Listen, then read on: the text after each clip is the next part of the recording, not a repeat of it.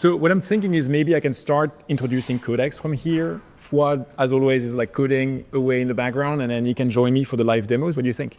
That sounds great. Cool, let's do it. Take one, Mark. Hey everyone, I'm Romain and I work on developer experience at OpenAI. What I love most is making sure developers like you feel delighted and inspired by the tools we build. Well, today, we're excited to give you a quick look at something new we've been experimenting with, the Codex CLI. Codex is a lightweight coding agent that can run directly from your command line. It can read and edit files, it can run commands securely, and you can really use it to build features or complete apps from scratch. But enough talk. To see that in action, I'm going to bring Fouad over for some live demos. Hey. How's it going? Great. Hey everyone, I'm Fouad. I'm on the agents research team, and I'm so excited to share Codex with you all.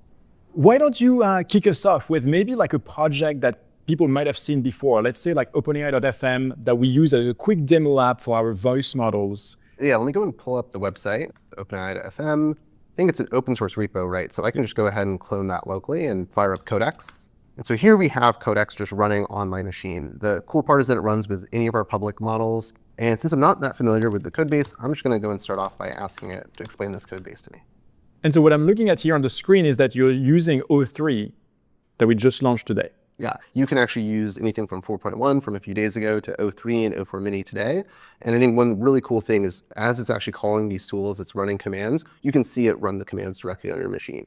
So now we can see it put together this whole description. I can see that it described high level what OpenAI.fm is. It shows me the code architecture, that it's an Next.js application. And finally, here's how I can actually run it. So I'm going to go ahead and run the development server. And did you have a use case in mind? Yeah, I mean, why don't we do something simple like dark mode, for instance? Like I know developers always love dark mode, and maybe we can do something on top of that. Sure, let me go ahead and fire up Codex. This time, I'm going to run it in full auto mode. So what does that mean exactly, full auto? Now it can also edit and run commands automatically. Got it. An important point there to make sure it still stays safe and secure is that when you run it in full auto mode, it's actually running network disabled and sandbox the directory that you ran it in. So it's perfectly safe for you to just be able to walk away, but it's really important for us to make sure that our users stay in control when you're actually running this on your own computer. That's great. It sounds like what we're talking, it's changing all the Tailwind CSS and making the changes we want. Yeah, so one of the nice things is that while I got this high-level overview in one step, I can also have it go in and make very specific changes without actually having the context of where it's making those changes. So I think the nice part is that you as a developer can actually use this to both understand the code and actually make edits to it pretty seamlessly. Now that it's done, I'm going to go ahead and open up the OpenAI.fm. I can open it up locally, and boom, we can see it in dark mode. That's amazing. That's one example where it's an existing code base, but yeah, maybe try something new. Well, now that we've gotten familiar with Codex, with this one example, I thought, why don't we create something a bit more fun from scratch this time? A little bit like vibe coding, complete app from nothing. Sure. Is there one that you like in particular on macOS, for instance? Okay, yeah. When I was a kid, I used to go to the Apple store and play with Photo Booth. I don't know how often we used to do this, but so yeah, let's actually pull out maybe one of the filters in Photo Booth. Okay, yeah. How about this page of filters? Yeah. So are you able to like screenshot the app and just tell Codex that you want it like put on the web? Exactly. So I'm just gonna grab a screenshot of Photo Booth and I'm just gonna pass it in. This time I'm gonna put it in full auto mode. And it is the first reason about the image. It's going to understand what it's even looking at. Okay, great. It understands that it's a screenshot of macOS. That's fascinating, yeah. And now I'm going to tell it, re-implement this in a single page HTML. And maybe I want to say, use the web camera API and make sure it's in landscape mode. And so now it'll just go off and given that context about the screenshot of what I wanted, this could be a screenshot of Photo Booth, it could be a screenshot of Figma design, it could be a lot of different things. I've used it in different contexts where I've drawn very low fidelity mockups, and then just kind of give in Codex, here's this context that I want, and then go off and make the changes. I don't have to give it any additional context, any additional direction. It'll just go off, think for a while. You can see its chain of thought reasoning as it's thinking through the problem, both what commands it's running and also what its thoughts are. And now finally here we see the page.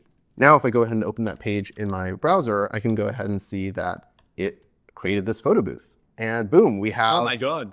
Look how cool that is. It's exactly the same. Isn't that amazing? That's This so is cool. And I'm sure you could have prompted your way to get such a result, but just like one screenshot and the model understood exactly what you wanted to build. We didn't have to open a code editor this entire time. It was just all on our terminal. And sometimes I'll kick off multiple of these in parallel and just let them, one explaining the code base to me, one making some changes. And it's just pretty magical to see it all come together. That's amazing. So it was just a quick look at some of the features that we have in Codex. We've seen how it can read and edit files directly. It can run commands very securely, and you have different knobs in order to pick the mode that you're the most comfortable with.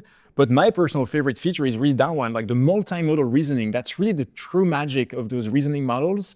You just feed it a piece of paper on a sketch or something, and boom, you have code being written for you.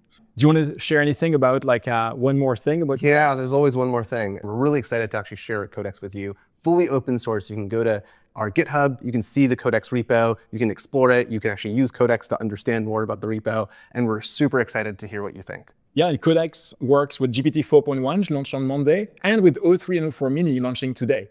So we really can't wait to see what you build. Thank you. Thanks. Okay.